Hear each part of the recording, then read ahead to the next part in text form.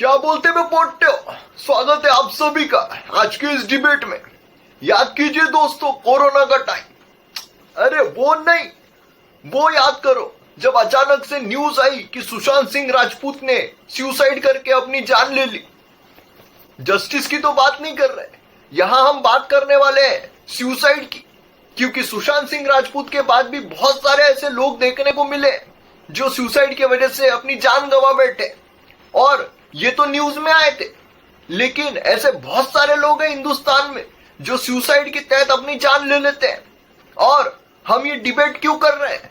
क्योंकि भारत में पहली बार सुसाइड प्रिवेंशन पॉलिसी जो है वो सरकार के द्वारा लाई गई है। जी हाँ दोस्तों, ministry of health and family welfare के द्वारा भारत की पहली सुसाइड प्रिवेंशन पॉलिसी लाई गई है। और इसी पर चर्चा करने के लिए हमारे साथ बहुत इंटेलेक्चुअल लोग हैं।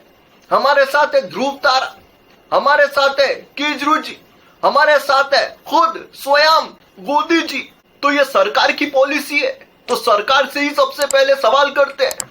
तो मोदी जी बताइए, ये पॉलिसी जो है ये क्या है? मित्रों, सुसाइड प्रिवेंशन पॉलिसी ये बेसिकली एक नेशनल सुसाइड प्रिवेंशन स्ट्रेटेजी है जो अगले आने वाले 3 सालों के अंदर हम एक ऐसा मैकेनिज्म बनाएंगे जिससे कि भारत में जो सुसाइड होते हैं उसको कम किया जा सके। अब आपके मन में ये सवाल आ रहा होगा कि सुसाइड को कम कैसे किया जाएगा। तो भाइयों बहनों, मैं आपको बताना चाहता हूँ, अगले आने वाले 5 सालों के अंदर हम psychiatric out patient departments setup करेंगे जिससे कि सुसाइड प्रिवेंशन सर्विसेज प्रोवाइड की जाएगी। कैसे प्रोवाइड की जाएगी? डिस्ट्रिक्ट मेंटल हेल्थ प्रोग्राम सभी डिस्ट्रिक्ट में चलाए जाएंगे और उसके तहत ये सारी सर्विस प्रोवाइड की जाएगी। मेंटल वेलबींग करिकुलम एजुकेशन में प्रोवाइड किया जाएगा। मित्रों, आप सभी को पता है कि जो बीज होता है उसे पहले ही अगर नष्ट कर दिया जाए तो झाड़ उगेगा नहीं। और इसीलिए जो स्कूल है, जो करिकुलम है, उसमें अगले आने वाले 8 सालों के अंदर हम मेंटल वेलबींग करिकुलम को इंट्रोड्यूस करेंगे। और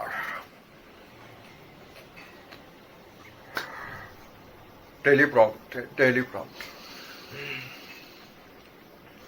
और मीडिया कवरेज।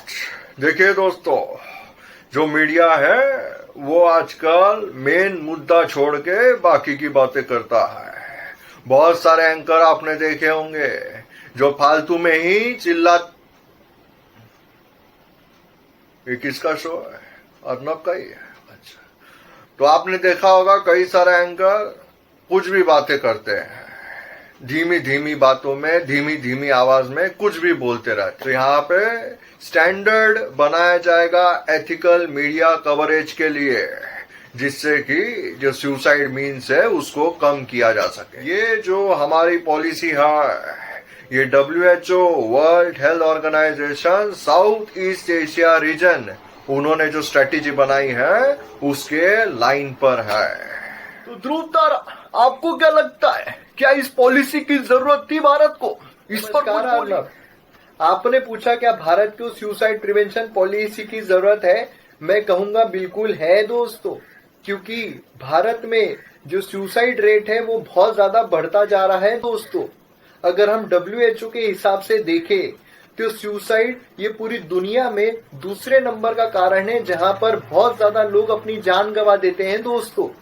खासकर 15 से लेकर 29 साल के जो मेल है और 15 से लेकर 19 साल तक की जो फीमेल है वो यहाँ पर सुसाइड की वजह से अपनी बहुत ज्यादा जान जो है वो गंवा देती है। तो भारत में भी अगर हम देखें तो हर साल 1 लाख से ज्यादा लोग आत्महत्या कर लेते हैं दोस्तों।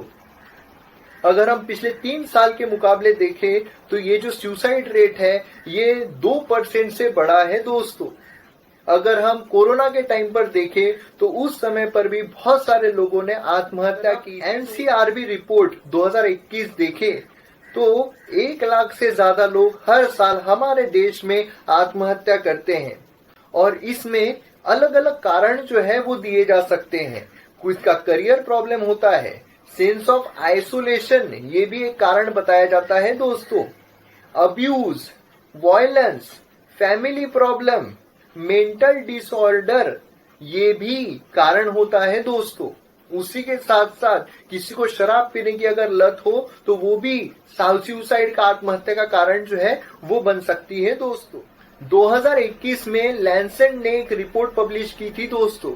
उसके हिसाब से पूरी दुनिया में भारत में सबसे ज्यादा लोग आत्महत्या करते हैं दोस्तों। अगर हम राज्यों के हिसाब से देखें तो सबसे ज्यादा जो आत्महत्या है वो महाराष्ट्र में 13.5% की जाती है दोस्तों, तमिलनाडु में 11.5% की जाती है, मध्य प्रदेश में 9.1%, वेस्ट बंगाल में 8.2%, कर्नाटका में 8%। और अगर हम मेजर कॉजेज सुसाइड के तो सबसे ज्यादा फैमिली प्रॉब्लम माना जाता है दोस्तों। फिर उसके बाद कुछ अगर शारीरिक आजार हो, इलनेस हो, अल्कोहल का एडिक्शन हो, ड्रग अब्यूज हो और लास्ट में मैरिज रिलेटेड इश्यूज आते हैं दोस्तों। भारत में 8% से ज्यादा जो स्टूडेंट है वो सुसाइड कर लेते हैं दोस्तों, और उसमें से जो 1% है एग्जाम फेलियर की वजह से करते हैं। और इसी वजह से मरीवाला हेल्थ रिपोर्ट इनिशिएटिव ये भी हमें देखने को मिला था दोस्तों। इसके हिसाब से जो सुसाइड है, आत्महत्या है, अगर उसको बचाना है तो एक साइकोलॉजिकल अप्रोच दिया जाना चाहिए, ऐसा कहा गया था दोस्तों, जहां पर साइकोलॉजिकल सपोर्ट काउंसलिंग के थ्रू दिया जाना चाहिए। उसमें आपको सोशल बेनिफिट जो है वो भी होने चाहिए दोस्तों, जैसे एम्प्लॉयमेंट, हेल्थ सर्विस, एजुकेशन, ये सारी चीजें भी आपको मिलनी चाहिए दोस्तों। अगर ये नहीं मिलती है तो बहुत बड़ा कारणीभूत बनती है आपके आत्महत्या के पीछे। और अगर नेशनल मेंटल हेल्थ सर्वे के हिसाब से अगर देखा जाए दोस्तों, तो जो मेट्रोपॉलिटन सिटीज है वहां पर डिप्रेशन की मात्रा बहुत ज्यादा होती है। केजरीवाल जी, इसमें वे फॉरवर्ड क्या हो सकता है? यूपीएससी मेंस में एस्पिरेंट्स को लिखना पड़ता है, आपको तो पता ही है, तो वे फॉरवर्ड बताइए। जी बिल्कुल, मैं यहाँ पे बताना चाहता हूँ जी, जो सरकार ने सुसाइड प्रिवेंशन पॉलिसी लाई है ये बहुत अच्छी पॉलिसी लाई है जी। इसमें अगर देखा जाए तो अब इस पॉलिसी के तहत सबसे पहले तो अवेयरनेस रेज करना चाहिए जी।